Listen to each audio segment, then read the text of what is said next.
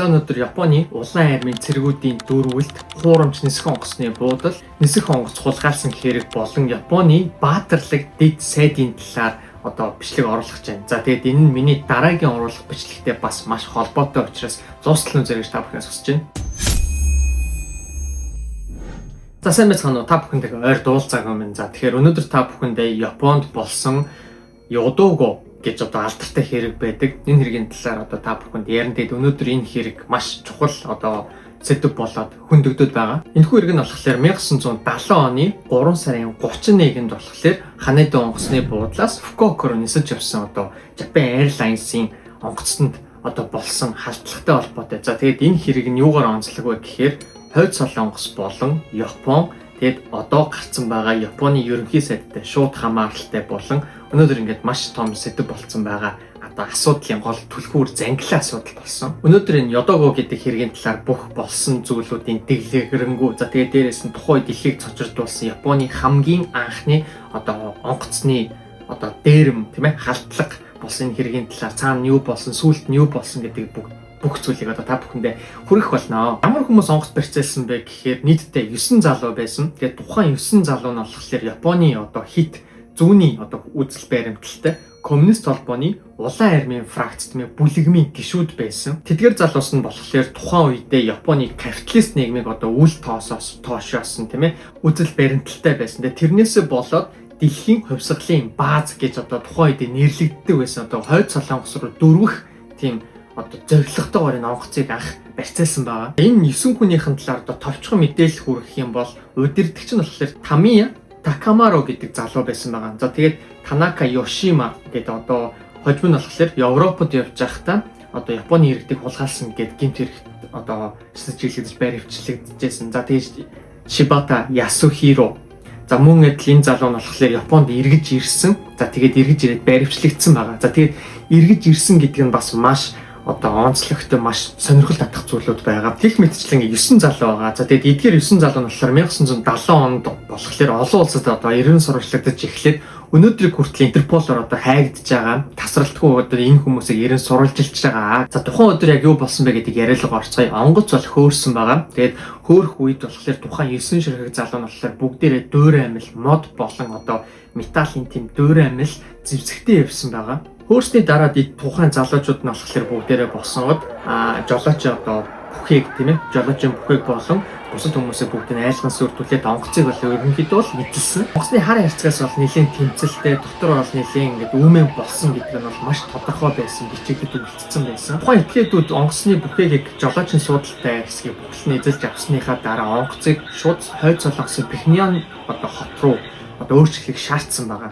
За тэгэнгүүт тухайн нисгэгчнэр болохоор онгоцны түлш нь Пхеньян руу хүрэхгүй учраас заавал Фукуокад газартахаас өөр сонголт байхгүй. Үгүй бол биднэрт бүгдээрээ сүрнэ гэдэг зүйлийг хэлсэн байгаа. Түүнийхээ дагуу Фукуокад газарцсан. За тэгээ мэдээж энэ хэрэг онгоц барьцаалцсан юм чинь баригдана. За тэгээд мэдээж бензин хийж өгөхгүй, түлш хийж өгөхгүй.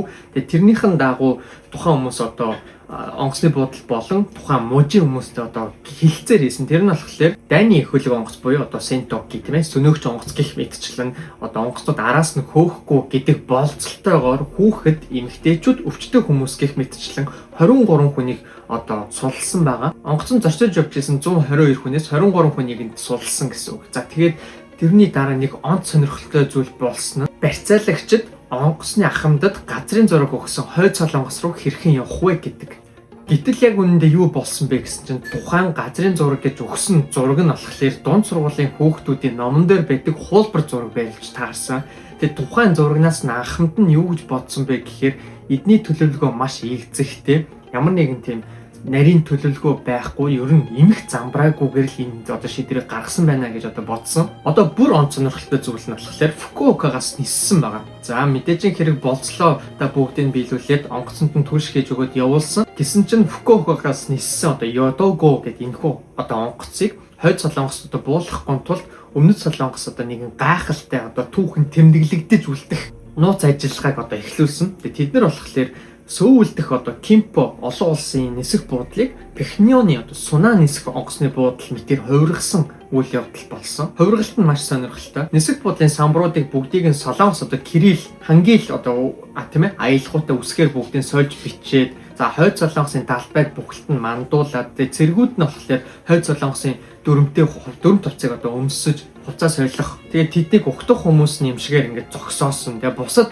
бүх гадны одоо болон одоо хойд өмнөд Солонгосын одоо онгоцнуудыг бүгдийг ингээд одоо тийм ээ байхгүй болгоод тэр бүхэлд нь ингээд хойд Солонгос шиг болгосон заяа. Энэхүү үйл ажиллагаа нь болохоор өмнөд Солонгосын тагнуулын албаны тусламжтайгаар Ёдоогоо онгоцны одоо ахмадад одоо зааварлсан. Тэгээд тухайн одоо ахмадынх нь нэлээд тэр мэрэгэн сэргэлэн ухаан нь бас адилхан ингээд хавсраад одоо хойд Солонгост бууж гинэ гэж бодогдуулаад сөүлд одоо онгоцоо газардуулсан байгаа. Онгоц газардах мөч хүртэл болохоор барьцаалагчид одоо тухайн онгоцны буудлыг одоо бид нар хойд Солонгост ирсэн байна гэж тасралтгүй итгэжсэн гэж байгаа. За тэнгуут онгоцны ахмад нь болохоор ерөөсөө энэ бол хойд Солонгос биш ээ гэж анхнаасаа мэдчихсэн. Харамсалтай нь тэр нь хуурамч онгоцны буудал байсан гэдэг нь маш хурдан илэрсэн. Яаж вэ гэсэн чинь Америкийн нисэх хүчний онгоц болон одоо тэр ойр орчинд нь одоо байсан одоо Африк гаралтай гэх юм уу те ер нь хар цэргүүд Америк цэргүүдийн тийм хувцастай хүмүүс байсныг харчаад за энэ одоо хойд Солонгос биш байна гэдгийг шууд одоо гадарлаж мэдсэн гэж байгаа. Барьцаалагчдад өөрсдөө хууртагдсныгаа мэдэнгүүд маш одоо уурлаж уцаарлаж тэнцээ 3 хоногийн турш одоо Кимпо онгоцны буудал тийм ээ нисэх буудал дээр нэлийн хуцтмал байдалтай байсан. Барьцаанд байгаа хүмүүсийн аймнаас одоо бүгднээрээ эрсдэлд орох яг тухайн мөчт нь болохоор өмнөд Солонгосын одоо цэргийн хүчнийхэн шууд дайрж орё гэдэг одоо санал гаргасан боловч тэрийг одоо Японы засгийн газрын хүсэл дээр цуцлаад ерөөсөө ямар нэгэн дайралтыг ерөөсөө хийлгүүгээр 3 хоногийн турш ерөөсөө ингэж хүлээсэн байна. Одоо хамгийн гоё хэсэг нь яг тэр үед болохоор Японы зам тээврийн дэд сайд Ямамура Шинжиро гэх эрхэм одоо үлдсэн онгоцонд байгаа бүх зорчигчдыг суллахын тулд өөрөө сайн дураараа одоо барьцааны хүн болоод тийм болцолтойгоор бүх хүмүүсийг суллахыг одоо хүссэн байгаа. Мэдээж хэрэг барьцаалагчид одоо өөрсдийнхөө улсын бүхэл бүтэн том сайд хүнийг одоо барьцааны хүнээр аавна гэдэг бол тэдэнд хамгийн том одоо зөв сонголт байсан учраас бүх хүмүүсийг суллаад тухайн сайдыг одоо Ямамура эрхмийг болон 3 нисгэгчийн хамтаар онгоцондоо авч суугаад тэгээд бүгдээрээ тэжээс хөрсөн. Ийхүү 1970 оны одоо 4 сарын 3-нд одоо Ёдоогоо онгоц нь болохоор хойд Солонгосын Мирим гэдэг нисэх онгоцны буудал ямар ч байсан амжилттай газардсан. Төд бодлого тухайн дөрвөгчд өөрсдөө амжилттай одоо зугтснаа зарласан боловч харамсалтай нь хойд Солонгосын тал тийм одоо баяртайгаар хүлээж аваагүй. Тэгээд хойд Солонгосын одоо засгийн газар болохоор маш хатуу байр суурьтай байсан. Японы засгийн газрыг өөрсдөөсөө асуудлыг түлхсэн гэх мэтчлэнгээр одоо олон нийтэд ингээд маш хүчтэйгээр шүүмжилсэн байгаа. За тэгээд ирсэн одоо нисгэгчд болон Японы сайд тухайн дөрвөгч нарыг бүгднгийн одоо баривчилж аваад хатуу байцаалт явуулж эхэлсэн байгаа бүгднгээс нь. Энэ нь болохоор тухайн үед Японы засгийн газар болон дэлхийд дахин ингээ маш том анхаарлыг одоо татсан асуудал болж исэн.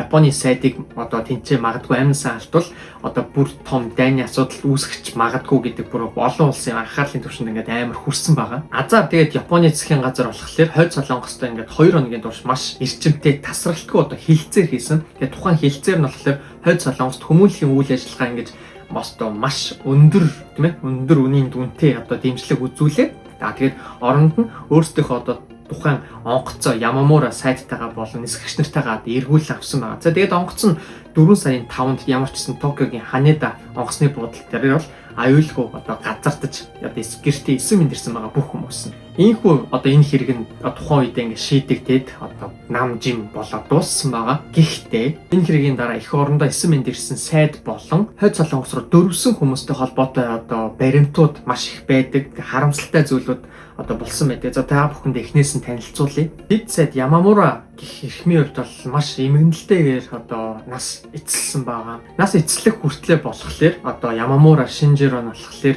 Япон улсад одоо баатар цолтой баг тий болоод өх орныхоо ер нь маш өндөр одоо амжилттай улс төрчийн одоо байр суурьтай тасралтгүй явсан. За төд бодлого одоо 1992 онд болохоор одоо хойд Солонгосоос эргэж ирснийхаа дараа сэтгэл мэдрэлийн одоо багахан өөрчлөлтөй болж исэн охиныхоо гарт одоо 24 настай охиныхоо гарт амиа алдсан байгаа. Тэгээд өөрийнх нь төрсөн охин нь одоо хутгалан амь насыг нь хохироосон хэрэг гарсан. Тэгээд хамгийн харамсалтай зүйл нь юу вэ гэхээр тухайн Ямамура гэх сайд нь болохоор одоо Хойд Солонгос руу барьцаалагдаад явж байхдаа онгоцон дотроо 2 охиныхоо зургийг одоо чэйжэндээ ингээд хувцсандаа дотроо ингээд авч яваад маш их хайрлж ингэж дурсаж 2 охиноо ингэж маш их санаж байсан.